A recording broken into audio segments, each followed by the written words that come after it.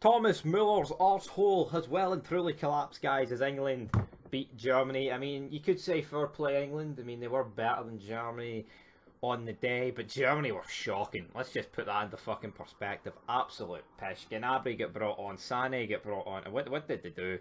You know, England, I think, have been shite all tournament, you know. Too bad the only team that actually give England half a game. Well, I say half a game. I mean, we were pretty good against England. With Scotland, but Croatia, worst game they've played. Czech Republic, it was the worst game they've played. I didn't watch every Germany game, to be fair, but Germany were not that good against France. Let's be real. They were good against Portugal. That was a weird game, that it was. And then any team that near gets beat by Hungary. Right, I'm not saying Hungary did really well in that group, but any team that near gets beat against Hungary, you can't have too much faith in them. And everyone for that group of death has, well, died. They've all went home.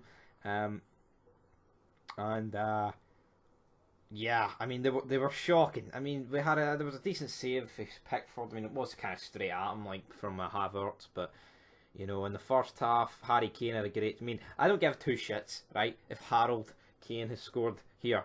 The guy's pish. Maybe because the fact he actually got a goal, I wouldn't say he's the worst player of the tournament, but say Germany beat them here and he didn't score, even if they went through, I'd probably say he is the worst player. For the amount of hype around this guy, for what he's considered, his stats last season coming into this tournament and what he's produced, it's been fucking shocking. But that accolade would probably go to Mbappe now, considering he didn't score and they also missed the penalty that knocked France out of the tournament, so I'd probably go with Mbappe. But, yeah, make it 1-0 with Sterling. You bring on Jack Grealish,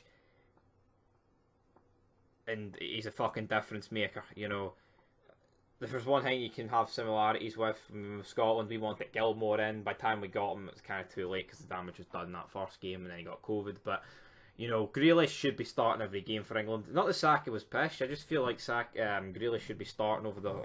He should be coming on at half-time for one of those centre mids that were both on yellows, I know you could say, oh, but Southgate got it right. Realistically, right, if he didn't play negative and he didn't play like a shite bag, England very well could have won this game about 4 or 5-0, In the end, I think they're a bit fortunate to scrape a 2-0 win. I mean, I would go as far as scraping it because they played pish, but, I mean, they created two very similar chances and they both went in the back of the net.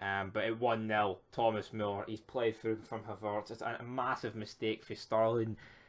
He hits the shot. I'm already mid-celebration. I thought it was in. And it just goes what? And that's just luck. Because 99 times out of 100, man, Thomas Muller buries them. There is no two ways about it. Usually there's shots, right, where you're like, oh, I can't believe he's missed that, but you never thought it was in. Like, you just assumed the chance, like, if he's in that position, it'll go in. But here, the shot literally, and I mean literally, like, it actually literally looked like it was in until it hit the advertising board. It was fucking one of those ones, like, I would have pumped all my money on it. Everything on it. That was in. It wasn't. They went up. Kane with the second goal.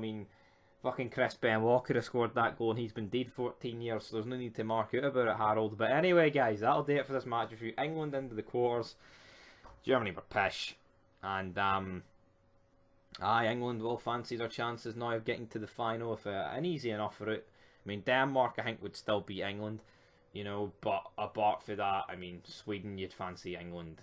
Even England against Denmark, you'd fancy them, but I just feel like if Denmark play the way they have been playing recently, even against Belgium, they were good, but Belgium just have a bit too much quality for them. But anyway, guys, because England don't really have a De Bruyne. De Bruyne is fucking different levels to anyone on that England team.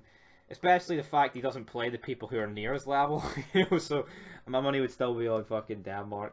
But anyway, guys, till next time, 2-0 England. It's coming home, is it?